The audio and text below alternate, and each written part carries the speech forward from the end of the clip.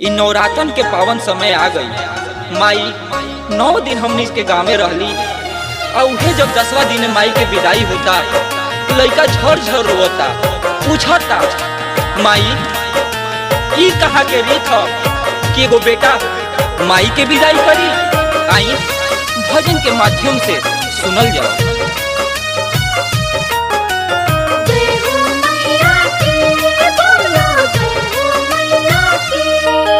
आइल बाबे समैया दुर्जा तारी मैया, आइल बाबे समैया दुर्जा तारी मैया। जैबू हमनी सदूर दिल ना सही हो, लिही माई जे बेटा से विदाई तो लोग गवाई का कही हो। लिही माई जे बेटा से विदाई तो लोग गवाई का कही हो।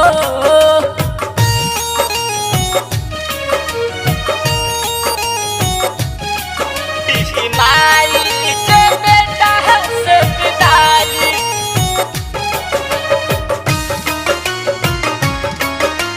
का कही हो। Mixed by Rhythm Studio, Daranda. कवनो पुराण में लिखल नइखे विधान, माई लिह बेटा से विदाई है। गावना गलतिया के देता रुसाजा, दे तू तनी समझाई।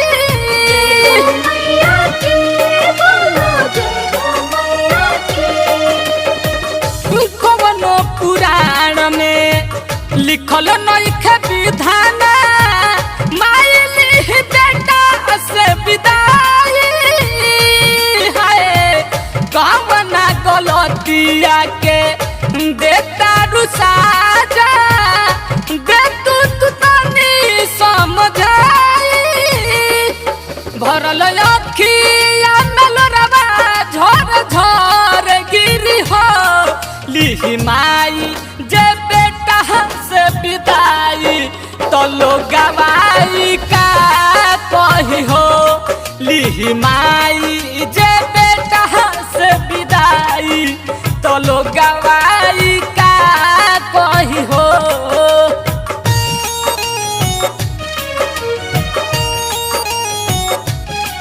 लिही माई जे बेटा से विदाई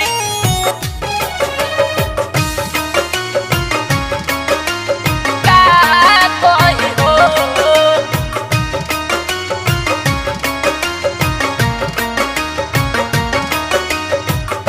कैलाश चंदन माई तोहरी पूजनावा, 9 दिन जराई दिया न हो है। चिरई चुरुंग के बोली ना सुनाई, हो जाई सुना भवन हो। ए माई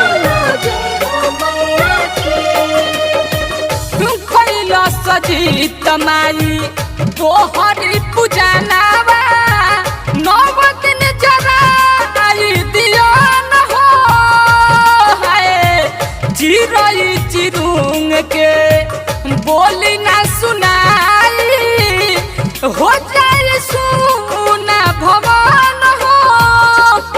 माइया के साल तोहर इंतजार रही हो, लिही माई जे बेटा से विदाई तो लोग गवाई का कही हो। लिही माई जे बेटा से विदाई तो लोग गवाई